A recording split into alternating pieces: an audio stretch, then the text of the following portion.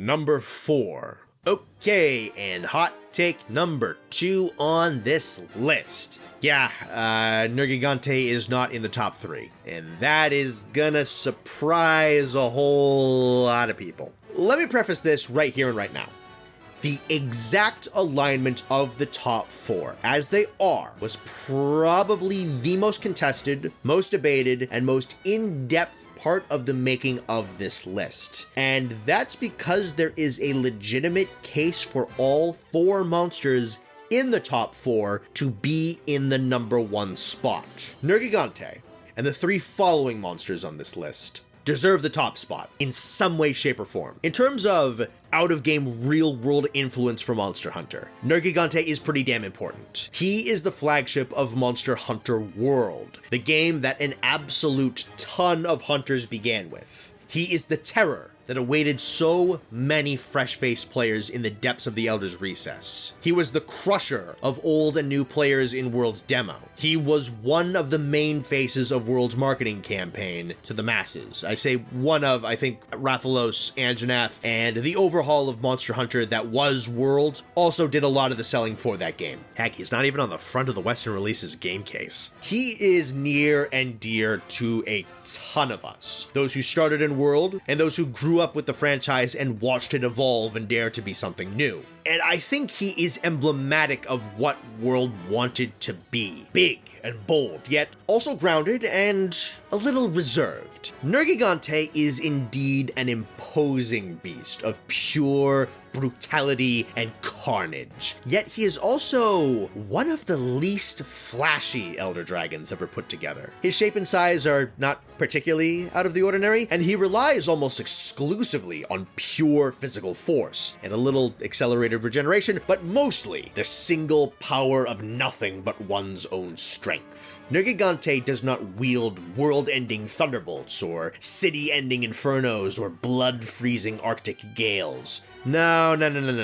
Nergigante finds the dragons who possess those sorts of powers, tanks those abilities to the face, and then proceeds to butcher those elder dragons and consume them.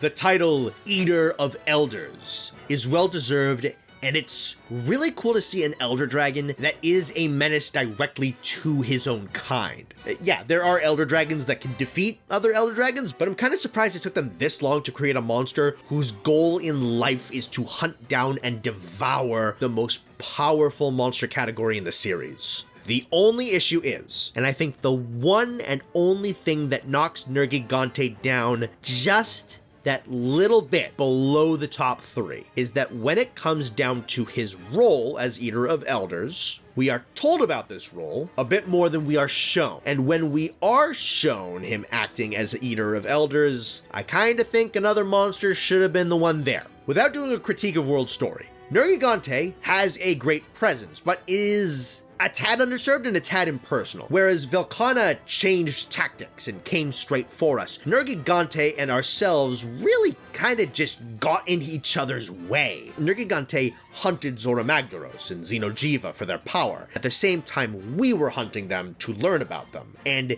his disruptions into our research are what warranted putting him down. Makes sense for his ecology? Absolutely. It just makes him a slightly weaker antagonist than Velkhana and a couple of other entries. We get a really damn cool encounter with him on the back of Zoramagdaros, where he is trying to dine on the colossal dragon, and for the rest of World Story, we are told that he's running rampant and hunting other elder dragons, but don't really get to see much of anything of the byproduct of that. And when the Ruiner Nergigante, again, we're not really counting him as a monster, but as a presence of Nergigante within the story and as a flagship, when he shows up at the end of Iceborne, it's awesome and sensible to his ecology to see him stalking Sharda Ishvalda and potentially saving us by dealing the killing blow to that enemy. Makes total sense for him to be there. This is his role, to hunt down powerful elder dragons, and the scene where he wipes Shara out is phenomenal. But the narrative was kinda leaning towards Velkhana wanting to get rid of Shara. He even gets a really cool scene in Monster Hunter Stories 2, where he's attempting to intervene in the awakening of Ultura, and then he gets weakened by us and then gets smacked into a hole, and I think he probably dies. And that's my justification for bumping him down to number 4. His ecology is amazing, but we don't get to see a ton of him engaging with it, and when he does, one time he got bodied, and the other time he stole from another Elder Dragon. Also, his obsession with Elders makes him a little less personal of an opponent. He could be given a bit more to work with as an antagonist or as an ally of circumstance. I think there are other flagships who better serve as you, the player's enemy. But you want to know where he does have a ton of impact. He kind of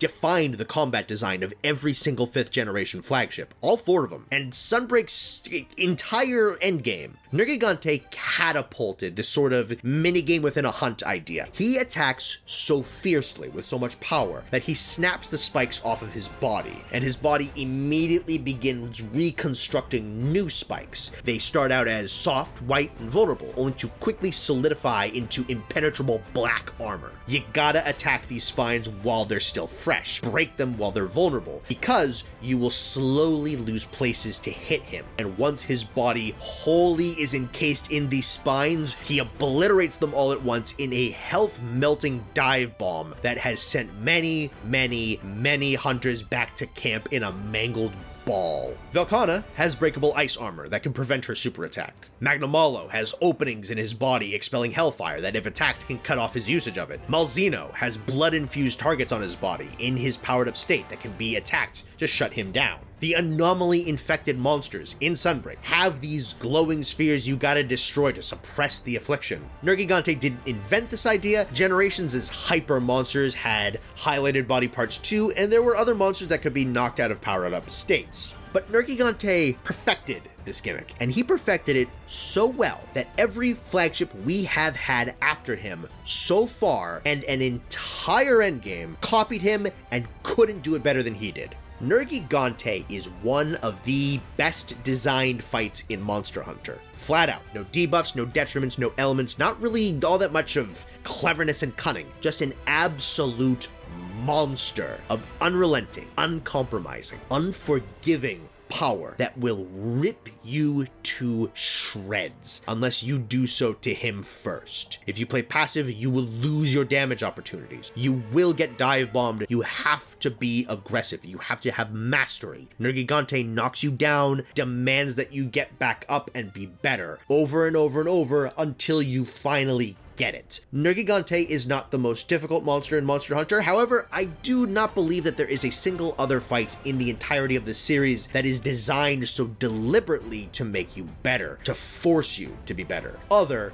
tougher bosses might force you to be good at the game by difficulty alone, but Nergigante feels like a monster crafted with the purpose of encouraging aggressive combat and observation of the opponent. His design is striking and menacing. His ecology is captivating. His role in the ecosystem and how that blends into the story of World and Iceborne have made him a memorable presence. His fight is excellent. His gear looks amazing. I still do maintain that he is a bit underserved by the narrative of his own game, though it's not by that much. He's still number 4 on this list out of 29 entries, but I also know how special he is to so many, including myself. He was the dragon that helmed the reinvention of Monster Hunter, who aided in showing the world how phenomenal this franchise is. He struck terror and awe into the hearts of millions, and so long as there are threats to the balance of nature, there will always be Nergigante, ready and waiting to devour chaos itself and return the world